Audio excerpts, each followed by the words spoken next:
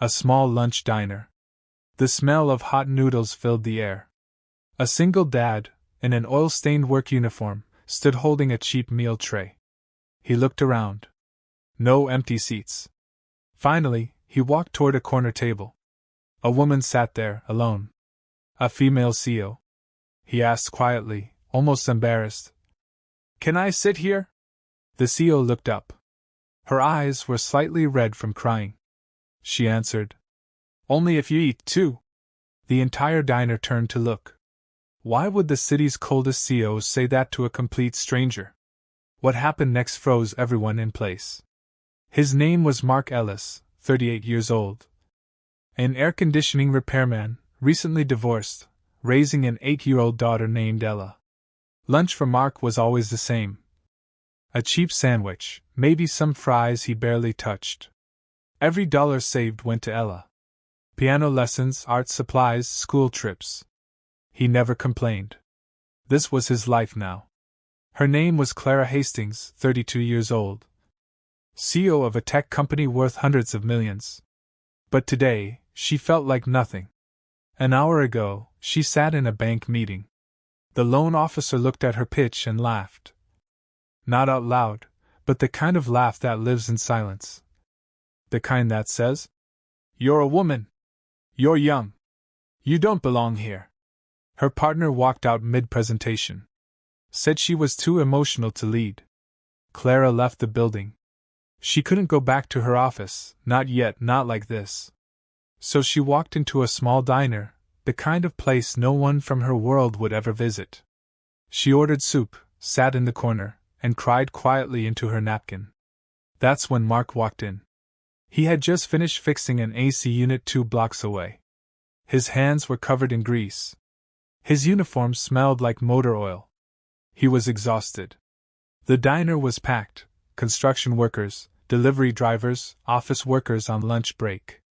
Every table was full except one. Mark hesitated. He saw the woman sitting alone, well-dressed, expensive watch, designer bag on the chair. She didn't belong here either, but he had nowhere else to go. He walked over slowly, cleared his throat. "Can I sit here?" Clara looked up. Her makeup was smudged. Her eyes were red. For a second, she didn't say anything. Then she noticed something: Mark's tray, a sandwich, half a bottle of water, a small pile of fries pushed to the side. She spoke softly. "Only if you eat, too." Mark blinked, confused. I am eating." Clara pointed at the fries. "That's not eating. That's surviving." Mark felt his face turn red. He didn't know what to say. Around them, people started whispering. The regulars, the waitress, everyone knew who Clara Hastings was. Her face was on magazine covers, billboards, business blogs. And now she was sitting with a repairman in a stained uniform. Mark pulled out the chair, sat down carefully, like he might break something. "If this is uncomfortable, I can leave." Clara shook her head. "No, stay, please." For the first time all day, she felt like someone saw her. Not the CEO, not the failure from the meeting, just her. Mark opened his sandwich, took a small bite. Clara watched him. "You work nearby?" she asked. "Yeah, AC repair, just finished a job down the street." "Sounds hard." Mark shrugged. "It's honest." Clara smiled, a real smile, the first one in weeks. She pushed her soup toward him. "You should try this. It's better than that sandwich." Mark hesitated, then took a spoonful. It was warm, rich, tasted like something his mother used to make. "Thank you," he said quietly. Clara nodded. "Thank you for sitting with me." Neither of them knew it yet, but this table, this moment, this one question. It would change everything. They ate in silence for a few minutes. Not the awkward kind, the comfortable kind. Then Clara noticed something, a fresh cut on Mark's hand, red, still bleeding a little. "You're hurt," she said. Mark looked down, he'd forgotten about it. "Oh yeah, occupational hazard, cut it on some sharp metal this morning."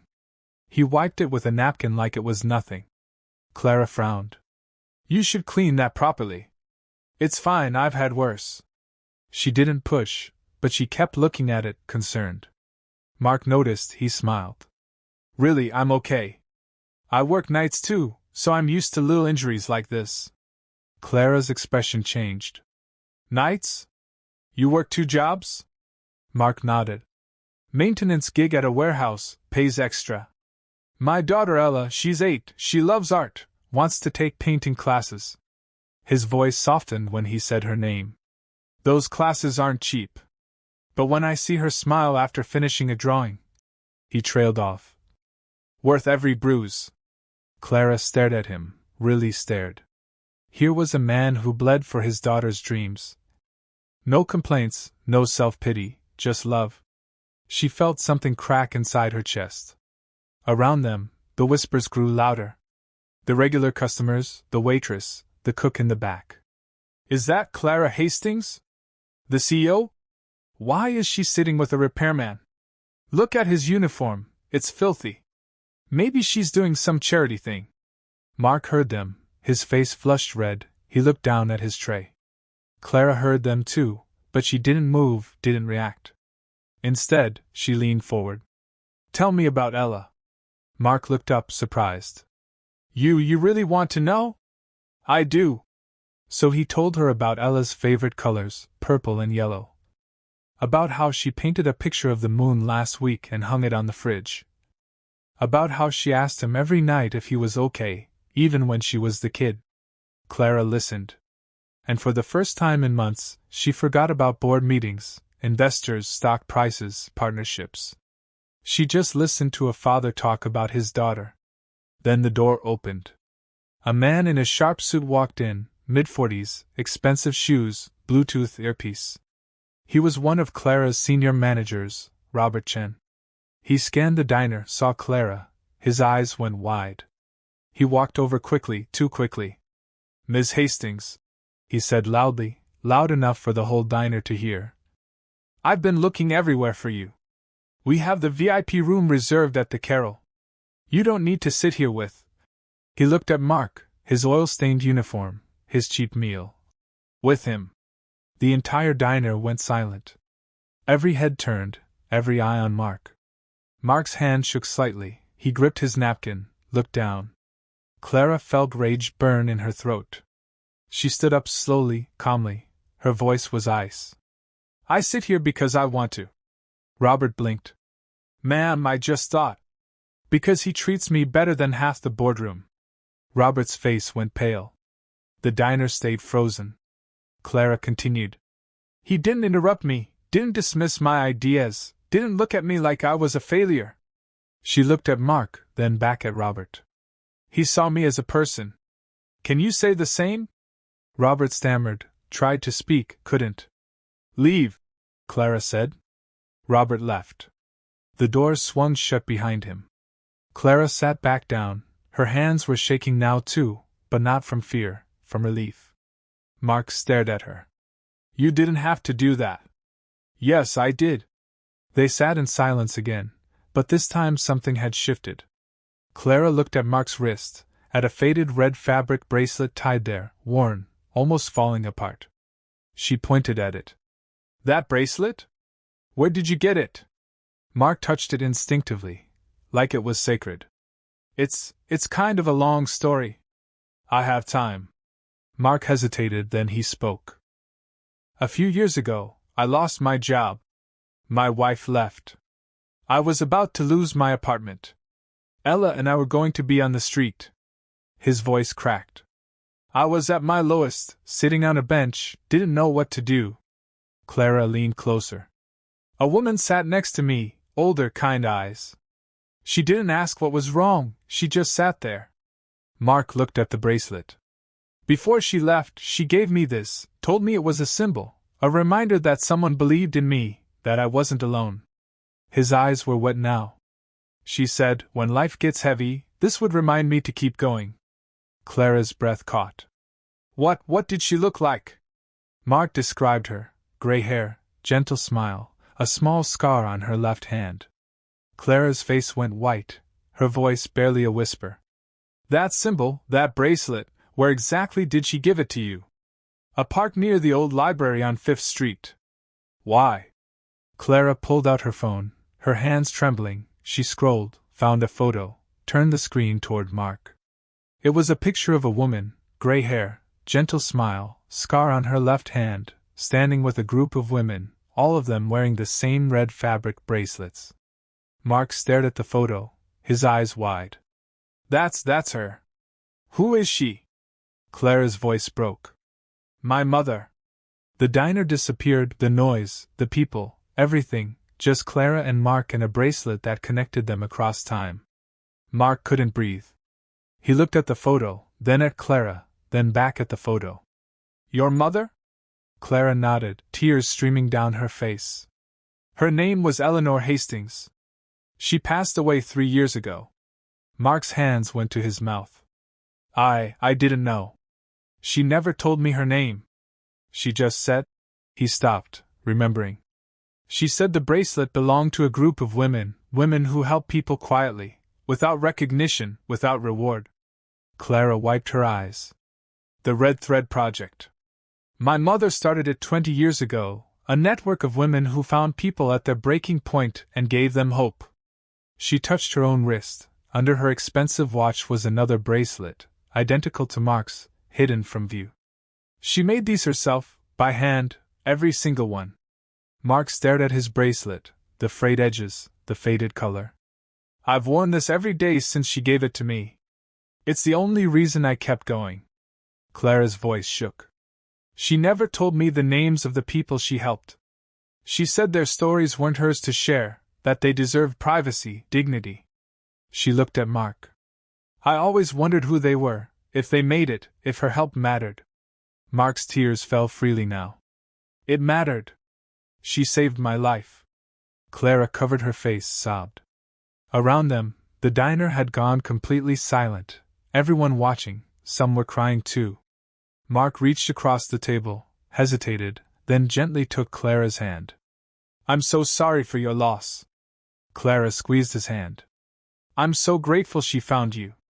They sat like that for a long moment, two strangers connected by a woman who believed in kindness and second chances. Finally, Clara pulled herself together, took a breath. After she died, I found her journals, pages and pages of people she'd helped, but no names, just stories, just hope. She pulled up another photo on her phone. This was her last entry. Mark leaned in, read the words written in elegant handwriting. Today I met a father who loves his daughter more than his own comfort. He's broken but not beaten. I gave him the last bracelet I made.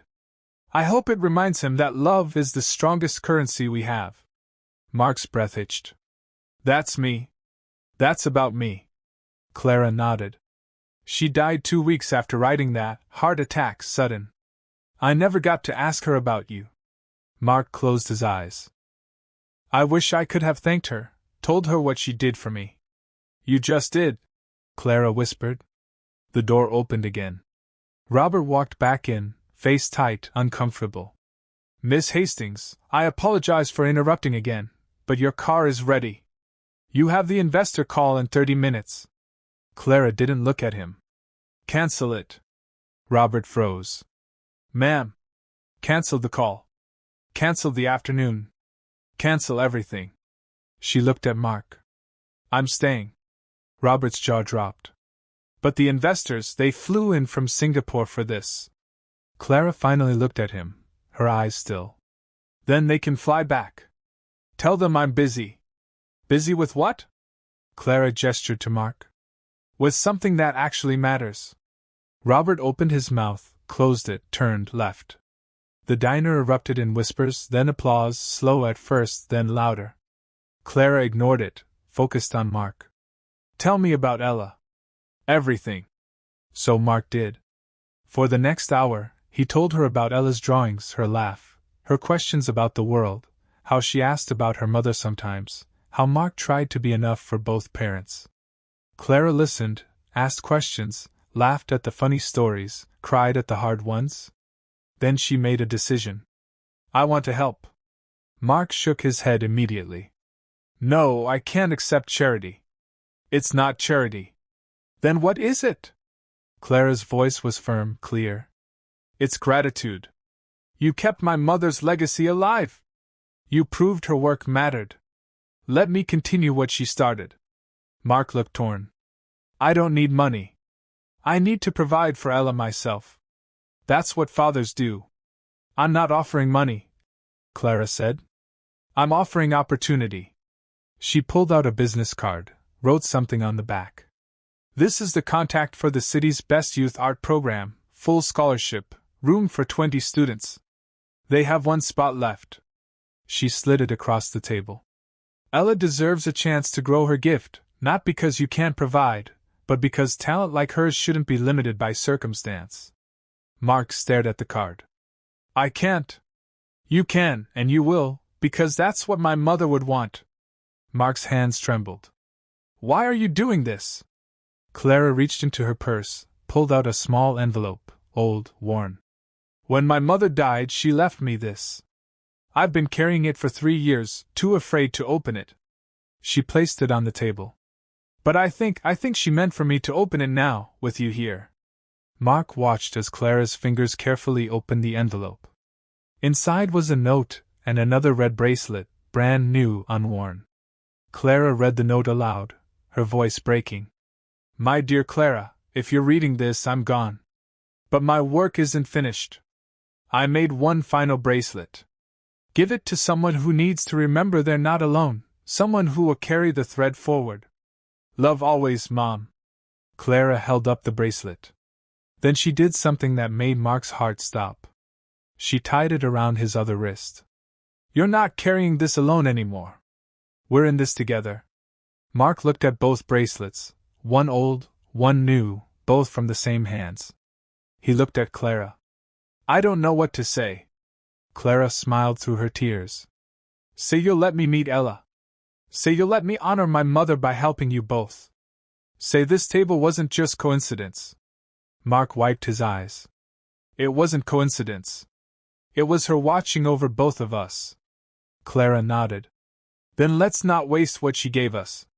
They shook hands, not as CEO and repairman, not as rich and poor. As two people connected by love, by loss, by a woman who believed strangers could become family. 2 days later, Clara met Ella. Mark's apartment was small, clean, but worn, furniture that had seen better days. But the walls were covered in drawings, dozens of them, all by Ella, butterflies, sunsets, portraits of Mark, a family that no longer existed. Clara stood in the doorway, taking it all in.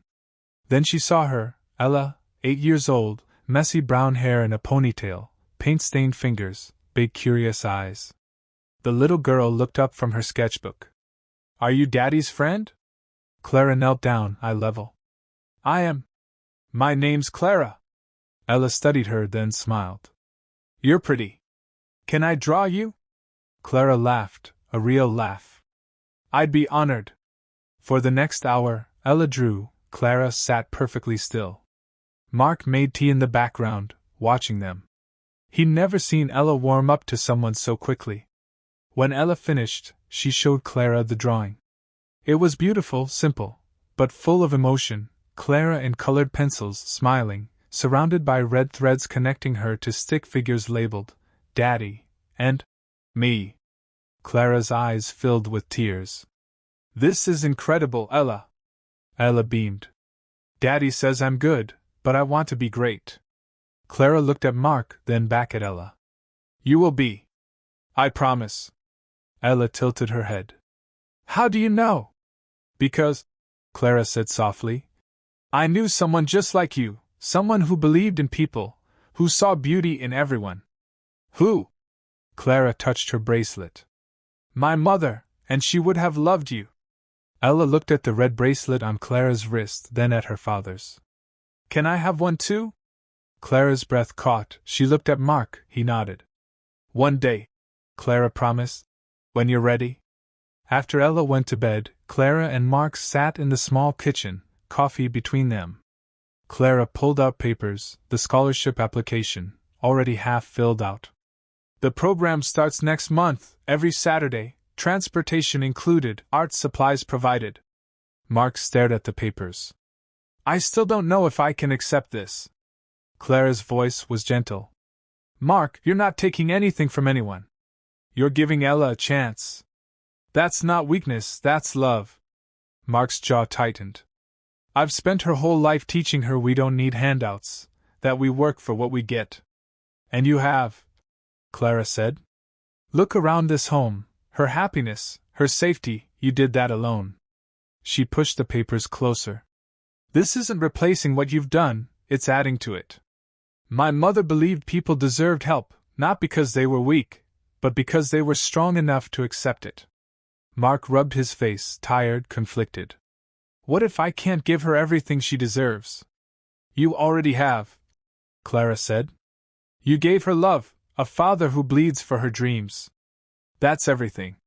Mark looked at the papers, at Clara, at the closed door to Ella's room. He picked up the pen signed. Clara smiled. She's going to do amazing things. She already does, Mark whispered. Before Clara left that night, she handed Mark another envelope. What's this? The foundation my mother started, the Red Thread Project. It's been dormant since she died. I couldn't bring myself to run it without her. She looked him in the eyes. But I think I found the person who can help me start again. Mark opened the envelope. Inside was a job offer, community coordinator, Red Thread Project, helping single parents navigate life after loss, salary, benefits, flexible hours. Mark's hands shook. Clara, I'm not qualified for this. You're the most qualified person I know. You've lived it, you've survived it, you can help others do the same. Mark stared at the offer, his mind racing. This is real. Very real. We start rebuilding next month. I need someone who understands, someone who won't give up on people. Ella's voice called from her room. Daddy, can Clara come back tomorrow? Mark and Clara both smiled. Clara whispered, I think your daughter just made the decision for you. Mark looked at the job offer, at the scholarship papers, at the bracelets on his wrists. She really did bring us together, didn't she, your mother? Clara nodded. I think she's been planning this longer than we know. 1 year later, the small diner looked the same worn booths, same smell of noodles, same corner table. But everything else had changed. Mark walked in wearing a clean shirt, no grease stains, no exhaustion in his eyes. He carried a folder, Red Thread Project logo on the front. Ella walked beside him, taller now, carrying a portfolio of her artwork. She had just won second place in the City Youth Art Competition. Clara was already sitting at their table, the corner one, 2 cups of soup waiting. She waved them over. They sat just like that first day. But this time, no one stared, no one whispered. The regulars knew them now, knew their story. The waitress brought extra fries, smiled. Good to see you 3 again. Ella immediately started showing Clara her latest drawings, a series about family, about connection, about red threads that tie people together. Clara listened, asked questions, promised to hang them in the foundation office. Mark watched them, his daughter and the woman who changed everything, laughing together like they'd known each other forever. Clara caught him staring. What? Mark shook his head, smiled. Nothing. Just thinking about how I almost sat somewhere else that day. Clara's expression softened. But you didn't. No, I didn't. Ella tugged Clara's sleeve. Tell the story again about Grandma Eleanor. Clara always called her that now, Grandma Eleanor. It made Ella feel connected to something bigger. Clara pulled out her phone, showed Ella the picture of Eleanor, and the women with red bracelets. She believed that everyone deserves a seat at the table, no matter who they are, no matter where they come from. Ella touched the screen. I wish I could have met her. You do meet her, Mark said softly. Every time Clara helps someone, every time we run the program, every time you create art that makes people feel something. Ella thought about that, nodded. Clara reached into her bag, pulled out a small box. I have something for you, Ella. Inside was a bracelet, child-sized red fabric, handmade. I made this the way my mother taught me. It's yours now. Ella's eyes went wide. Really? Really? You're part of this legacy too. Ella put it on immediately, held up her wrist next to Mark's, next to Clara's. 3 bracelets, 3 people, 1 thread. Clara raised her cup. To Eleanor, and to tables we never planned to share. Mark raised his. To family we never expected to find. Ella raised hers. To red threads that never break. They clinked cups. Around them, the diner hummed with life, people eating, talking, living. And in the corner, at a table that started with a simple question, 3 people sat together. Not because they had to. Because they chose to. Some people come into your life at a table you never planned to share. And leave you with a home you never thought you'd have.